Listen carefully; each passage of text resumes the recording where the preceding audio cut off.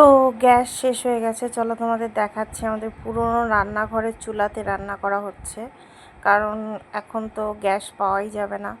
তো অনেক কষ্টে এই রান্নাটা করেছে, কারণ 2 বছর হয় আমরা বড় ঘরেই রান্না করি, গ্যাসে রান্না করি, কিন্তু এখন যেহেতু গ্যাস পাওয়া যাচ্ছে না তো রান্না করতে হচ্ছে। তো এটা পনিরের তরকারি করা হচ্ছে। অনেকটাই কষ্ট হয়ে যাচ্ছে, কারণ অনেক দিন ধরে রান্না করা হয় না। তো আমরা দেখো চুলাতে রান্না করছি, আর এটা পুরনো ভাঙ্গা ঘর। আমরা অনেক আগে এই রান্নাঘরে থাকতাম। কেমন লাগছে এই উনুনটা একটু জানিও। যেহেতু অনেকটাই ভাঙ্গা উনুন, ওটা মেরামত করে এটাতে রান্না করা হচ্ছে।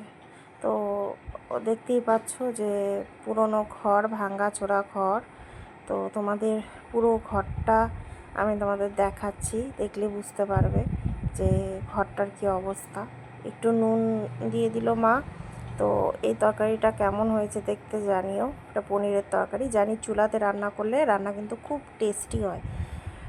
আর তোমরা কে কে গ্যাস পেয়েছো অবশ্যই জানিও। আমাদের তো গ্যাস প্রায় নেই বললেই চলে, একদম খুব অবস্থা খারাপ।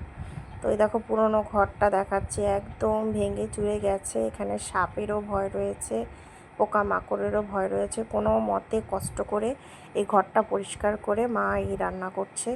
দেখো ঘরটা দেখো, একদম কিন্তু ভাঙাচোরা ঘর। পুরো ঘরটাই তোমাদের দেখালাম। আর এখানে রান্না করা হচ্ছে পনিরের তরকারি। বারবার জাল নিভে যাচ্ছে, আবার কিন্তু লাকড়ি দিয়ে, খড়ি দিয়ে আমরা জাল জ্বালাচ্ছি। দেখো তরকারিটা দেখো, কালারটাও কিন্তু খুব সুন্দর হয়, আর খেতেও কিন্তু খুব টেস্টি হয়। তোমরা যারা যারা মাটির উনুনে রান্না করো তারা কিন্তু এই জিনিসটা জানো, যে মাটির উনুনে রান্না করলে কিন্তু খেতে কিন্তু খুব টেস্টি হয়।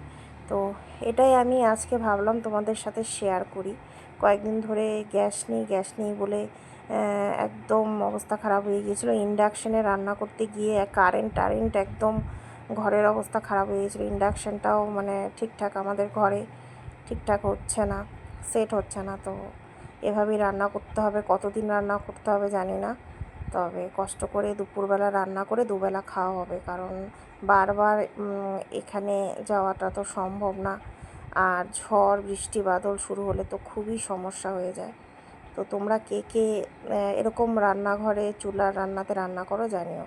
আমরা ছোটোবেলায় আমার মা এরকমভাবেই রান্না করতো, কিন্তু প্রায় বহু বছর ধরে এটা বন্ধ আছে, যেহেতু গ্যাস ছিল। এখন যেহেতু গ্যাস নেই তো এভাবেই রান্না করতে হবে। তো দেখো কি কি রান্না হয়েছে। টমেটোর চাটনি হয়েছে, আর হয়েছে কচুর লতি। তোমরা কে কে কচুর লতি খেতে পছন্দ করো জানিও। আমার তো ভীষণ ভালো লাগে। আর তোমাদের সাথে শেয়ার করলাম, ভিডিওটা কেমন লাগলো জানিও। চ্যানেলটিতে নতুন হলে কিন্তু সাবস্ক্রাইব করে দিও।